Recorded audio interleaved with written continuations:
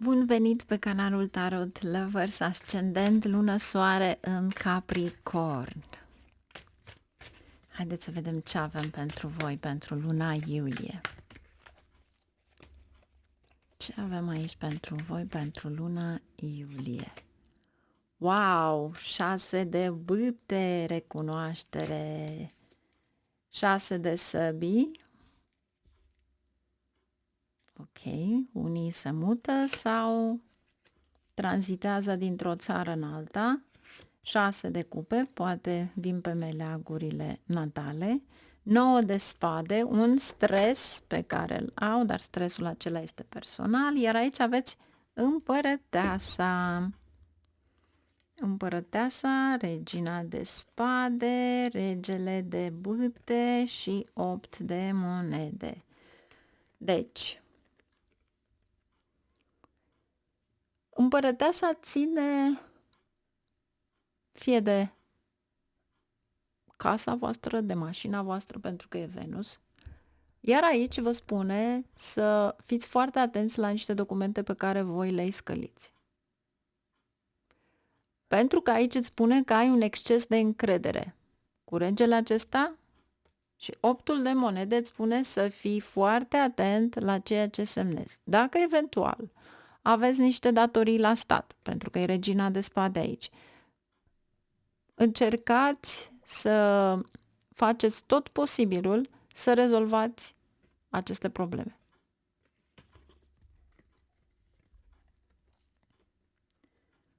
Recunoaștere în prima săptămână.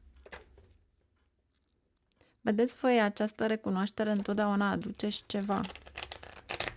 Recunoașterea aduce singurătatea.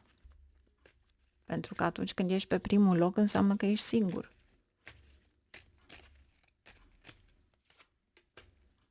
Șase de spade și 4 de cupe, o nemulțumire emoțională, dar 6 de spade se repetă. Deci acea tranziție pe care o faceți, o oportunitate, fie există o nouă oportunitate de a călători, dar în același timp văd și niște obstacole minore, să-i spunem. Dar 6-le ăsta de spade ne spune că trebuie să tranzitezi sau pur și simplu să te relochezi pentru unii dintre voi. A doua săptămână se repetă 6 de spade. Deci, după cum vedeți, întotdeauna când avem un Mercur retrograd și când tarotul vrea să ne dea un mesaj, se repetă cărțile. 9 de cupe și 5 de cupe. Din nou acea dezamăgire, dar 9 de cupe este ceva la care voi vă doriți foarte mult. Posibil să fie o afacere, posibil să fie o activitate creativă, posibil să fie ceva legat de împărăteasă, pentru că împărăteasa are de-a face cu frumusețe, creativitate, design, software. Deci toate acestea sunt legate împreună. Poate că vă gândiți într-adevăr să faceți ceva nou.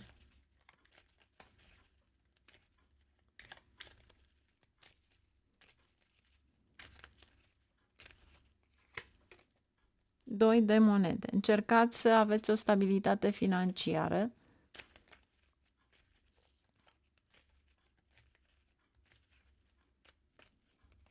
A treia săptămână avem 7 de cupe, 6 de cupe, cavalerul de bâte, ochi și diavolul. Ok. Ce vrea să ne spună diavolul? Nu ține numai de călătorii și fiți foarte atenți la condus. 3 de monede, soarele. Fiți foarte atenți la niște tranzacții monetare. Precauți în ceea ce vreți să faceți și mai ales la sprijinul pe care voi îl așteptați poate de la șefii voștri, de la superior, pentru că soarele are de-a face cu un superior. Dar ceea ce văd eu aici este de fapt cu 3 de monede, este un sprijin sigur din partea colegilor, chiar dacă nu vă așteptați. Sau chiar din partea prietenilor.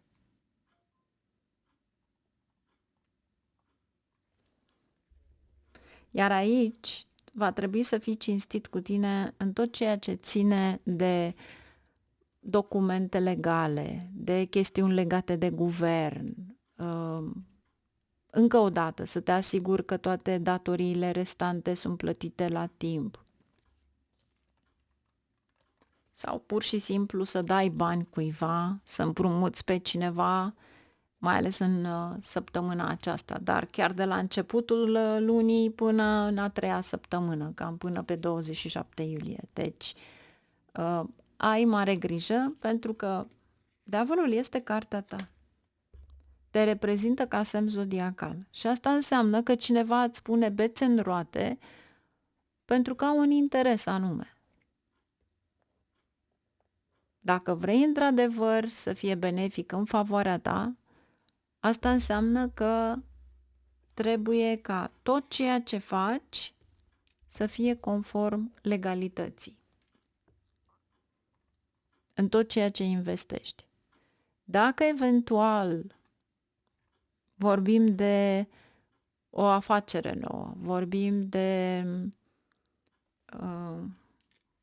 ceva la care vă așteptați mai mult, ei bine, să știți că e posibil ca cineva, având în vedere că avem împărăteasa aici ca energie generală, dacă doriți să faceți o afacere, eu v-aș spune ca afacerea respectivă să nu o faceți cu o anumită femeie, Venus, pentru că veți pierde. Deci dacă doriți să faceți o afacere, de preferat să fie un partener de afaceri, nu o parteneră de afaceri. Și, bineînțeles, aici sunt și niște conflicte de ego.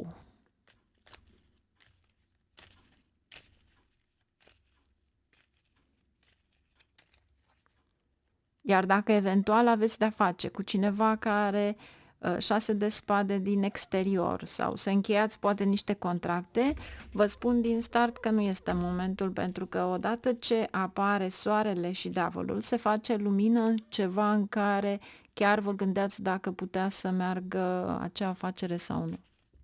Adică trebuie să fii precaut, cu alte cuvinte. La 4-a săptămână 9 de spade, moartea, o schimbare majoră. Pentru unii dintre voi este o călătorie, posibil să fie o călătorie la unul din copii sau să fie o călătorie undeva unde v-ați petrecut foarte mult timp din viața voastră, pentru că aveți de-a face și cu Saturn. Transformarea respectivă, cartea Scorpionului, moartea, ne arată un 5 de spade și cavalerul de spade. Va trebui să acționați în favoarea voastră în a termina poate un ciclu, ceva la care v-a adus foarte multă bătaie de cap.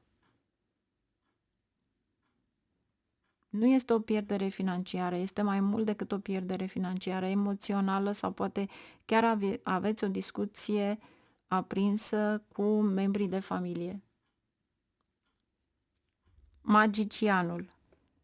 Vedeți, e legat de bani. Bani, bani, bani. Când e vorba de bani, toată lumea e prezentă.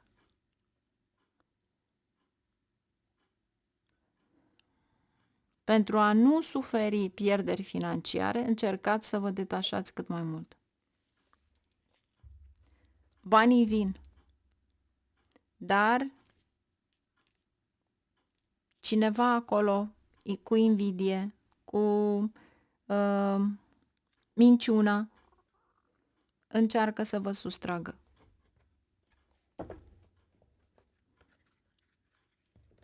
E senzația aceea la care vrei să pleci, să nu te mai întorci și nici măcar să nu mai vezi pe nimeni în fața ta? Genul ăsta. Și să nu mai știe nimeni de tine. Asta este senzația, deci. am vrut să o spun pentru că diplomația m-a lăsat. Asta simt. Deci asta simt pur și simplu.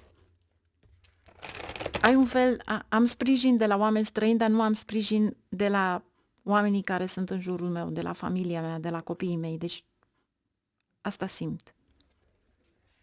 Voi veți fi cei care veți comenta, voi sunteți cei care, dacă rezonați, veți lăsa un comentariu, dar asta simt eu aici.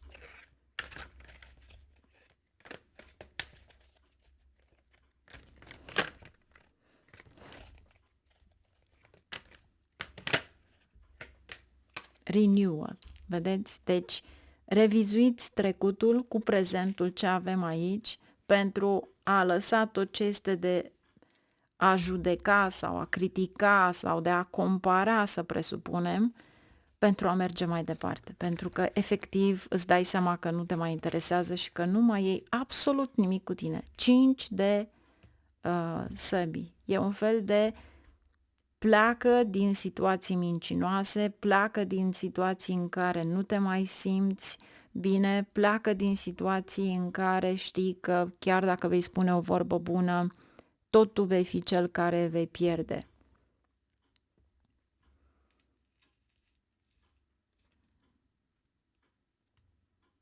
Deci, pleacă din ceva care nu-ți mai aduce fericire.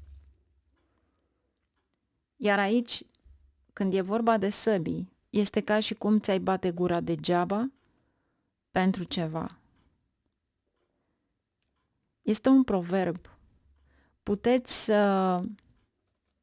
să faceți să tacă 50.000 de oameni inteligenți cu doar un argument. Puteți să folosiți 50.000 de argumente pentru a face un prost să tacă. Nu o să tacă.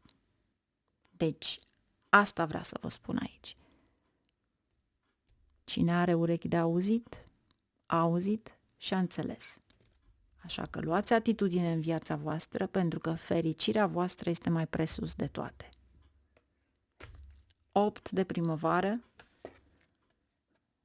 se vor avea loc niște evenimente neașteptate, care de fapt duc la întinerirea sau schimbarea în bine în viața voastră, și 10 de toamnă va trebui să vezi dacă într-adevăr situația ta financiară este stabilă și să iei decizii pentru tine. Tu trebuie să fii liderul din tine. Tu ești cel care vei aduce succes în viața ta. Tu ești cel care vei rezolva problemele tale. Tu le-ai făcut, tu le rezolvi. Tu, nimeni altcineva. N-are cum să bage altcineva. Dar aveți mare grijă la o persoană feminină care nu numai se folosește de voi, vă minte. Încercați să depășiți orice situație și să luați drumul pe care voi trebuie să-l luați în viața voastră. Pentru a avea liniște și pace. Pentru că eu asta simt. 8 de toamnă, 7, deci vă fură, vă minte, efectiv. Iar aici vă spune, ca să devii din nou optimist, să ai energie, trebuie să-ți schimbi locul. Schimbă-ți locul ca să schimbi norocul.